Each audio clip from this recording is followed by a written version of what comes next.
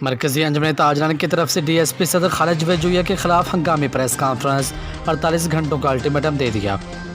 مرکزی انجمن تاجران بہاری کی طرف سے ڈی ایس پی صدر خالد جویہ کے خلاف ہنگامی پریس کانفرنس کی گئی۔ پریس کانفرنس کرتے ہوئے شاہ حسین بھٹی کا کہنا تھا کہ تاجران کی طرف سے انتظامیہ کو 48 گھنٹوں کی مہلت دیتے ہیں کہ اس ڈی ایس پی صدر خالد جویہ کو فوری طور پر بہاری سے نکالا جائے اور اس کے خلاف انکوائری کرائی جائے کہ اس کے سرکل میں جرائم میں اضافہ کیسے ہوا۔ ان کا مزید کہنا تھا آئی جی پنجاب کی طرف سے پولیس کے 22 ملازمین کے خلاف مالیہ مقدمہ خرد برد کرنے پر گرفتار ملازمین کی انکوائری رپورٹ بھی پبلک کی جائے تاکہ پتہ چل سکے کہ سارے معاملے میں ڈی ایس پی کا کیا کردار ہے۔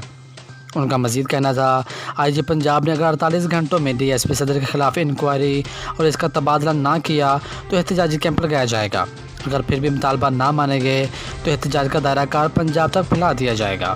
مزید خبروں اور تفصیلات کے لیے دیکھتے رہیے پاسبان لائیو نیوز HD۔ آپ ہمیں فیس بک اور یوٹیوب پر بھی فالو کر سکتے ہیں۔